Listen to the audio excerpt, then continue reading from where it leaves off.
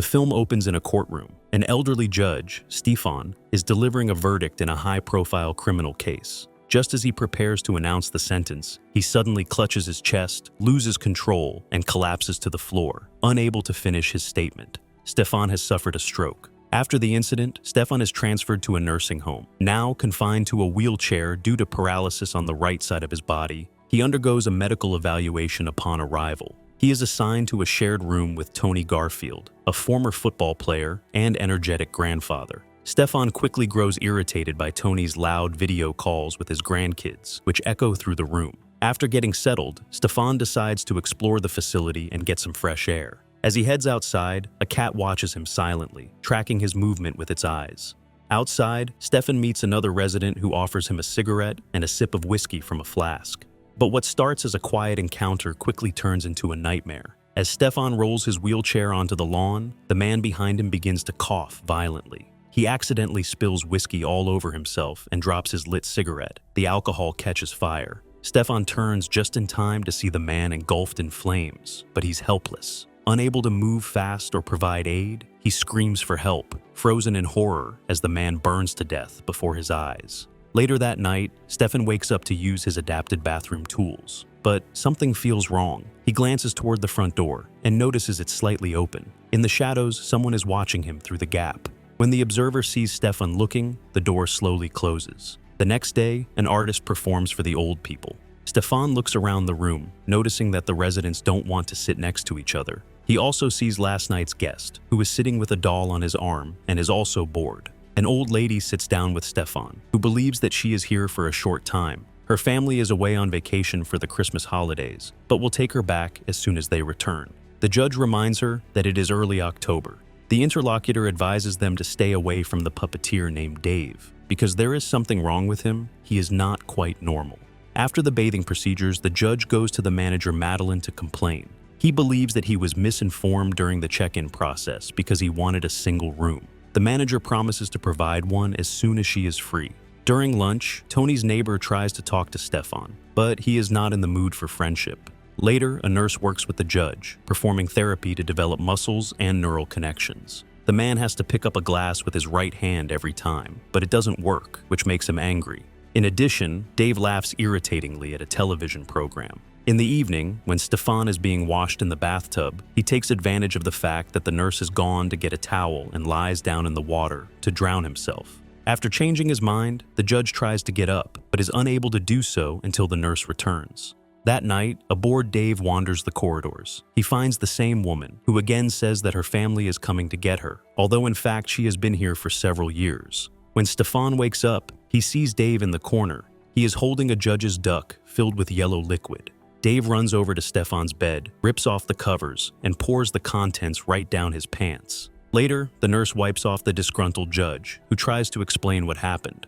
Madeline, however, is skeptical, believing that the old man is having a fit of dementia. When Stefan asks his neighbor to confirm his story, he says he didn't see anything. At breakfast, Dave brazenly swaps his plate for the neighbors. When it's time for dessert, the puppeteer takes the last of the pudding right out from under Tony's nose. Watching this, Stefan jokes about the overnight guest, saying that all he is capable of is petty mischief. The judge adds that Tony used to be a soccer player. Even though his career didn't work out, he at least achieved something, unlike Dave. The angry puppeteer approaches him and threatens to show up at night. In response, he gets hit. The caretaker takes Stefan away to avoid escalating the conflict.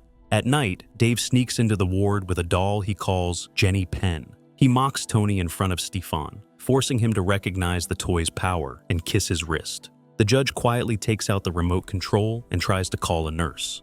Dave then begins to strangle Stefan, warning him that if he resists, it will get worse. When the guest leaves, the judge notices that the remote has been turned off. Tony admits that Dave used to limit himself to a few slaps, but now that the audience is there, the abuse has become more severe. At this time, Dave is wandering around the wards, stealing dentures, rummaging through the laundry, and stealing sweets. Noticing a cat sneaking around the hallway, he follows it and finds the old man lying on the floor, unable to get up. Dave indifferently closes the door so that the dying man is not discovered before it is too late. In the afternoon, the staff organizes a dance. Dave bursts into the dance circle, stepping on people's feet, pushing them, touching them with his hands. Eventually, the old people leave, leaving him to spin to the music alone until an asthma attack stops him. The same day, local football players and their coach arrive to share their experience. During the event, one of the players notices that Dave is watching him.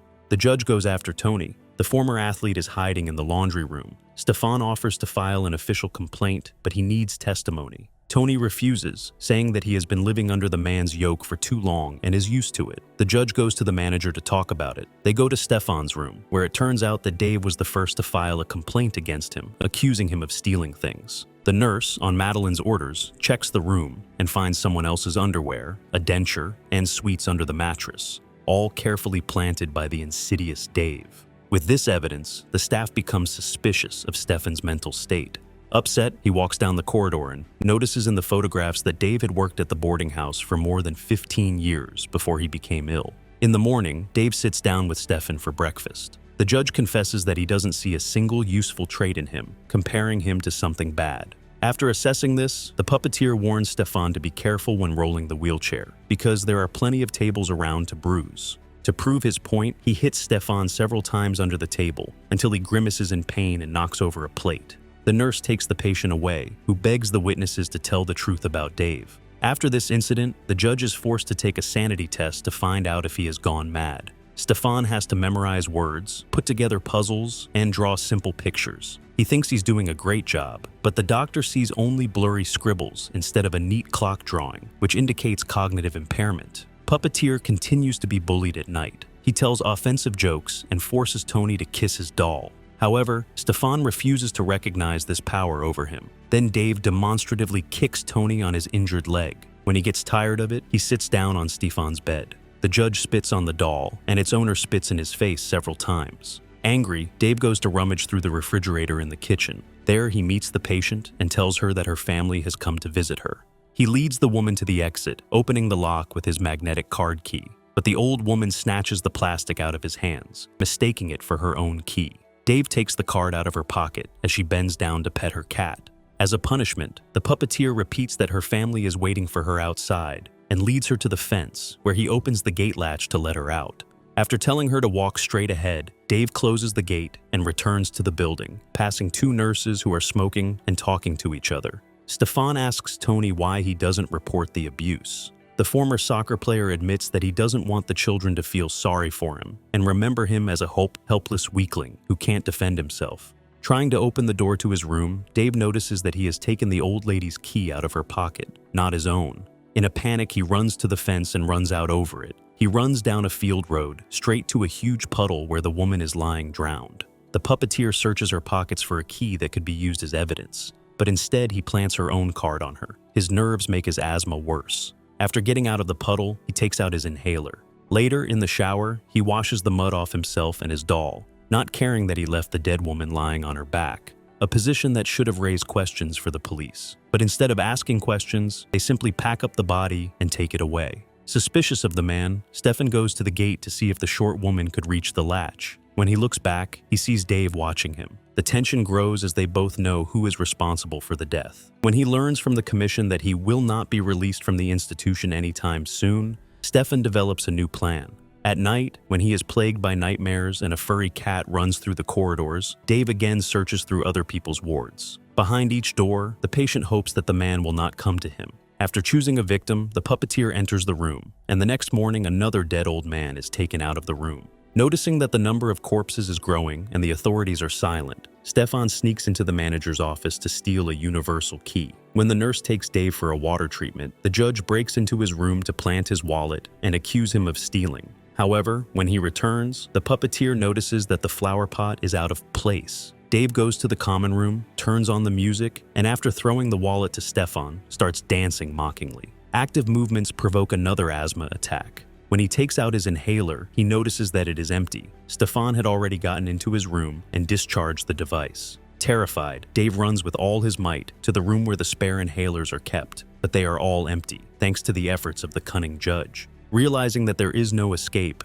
the old man crawls down the corridor, but stops at the threshold. At night, Stefan puts the nurse's call button on the nightstand, without waiting for Tony, and falls asleep. At breakfast, he and Tony look around the dining room, but the puppeteer is nowhere to be found. He hasn't even come to watch his favorite TV. After dozing off, Stefan wakes up to find himself being carried down the hall.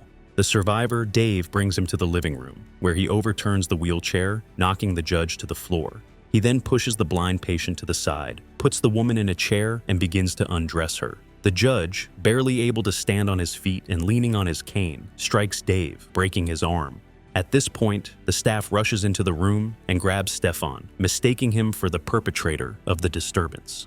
The judge is placed in a separate room. Dave visits him to confess why he hated him. Once upon a time, he worked as a janitor at a hotel. It was there that he first saw Stefan speaking to other lawyers at a conference among important guests. As a simple janitor, Dave envied him and everyone else who had achieved something in life. But now, when they are all old and weak, and he is still full of energy, the tables have turned. Now, he is the king of life. To avoid being tortured, the paralyzed Stefan is forced to accept the man's authority. Having satisfied his sadistic tendencies, the puppeteer leaves. During the day, he dances in the hall in front of the other patients, who now realize that they are at his mercy. When Stefan is discharged from the medical unit, Tony tries to cheer him up, but sees that his neighbor has finally broken down. Then the former athlete approaches the sadist and starts dancing in front of him as a sign of protest against his power, which is noticed by all the other patients, including Stefan. During the day, a string quartet plays for the elderly, but Dave and Tony are busy, one scaring and the other being scared. At night, deciding it's time to punish the bold one, the puppeteer goes to Tony's room, but it's empty. He goes out into the corridor, not noticing a cat under the bedside table, a fluffy angel of death, which portends an imminent death for one of the guests. Dave notices that someone is in the back room and goes in. Stefan and Tony meet him there. The two of them attack the puppeteer, knock him to the floor, and strangle him. Convinced that he is dead and his revenge is complete, Stefan burns his puppet in a garbage pile outside the next day. Later, in the hall, Stefan is playing a board game with another patient. He notices a cat at his feet, a symbol of the imminent death that this time came to the doll and its unjust, sadistic power. Would you like to find yourself in a fairy tale like the one told in this movie?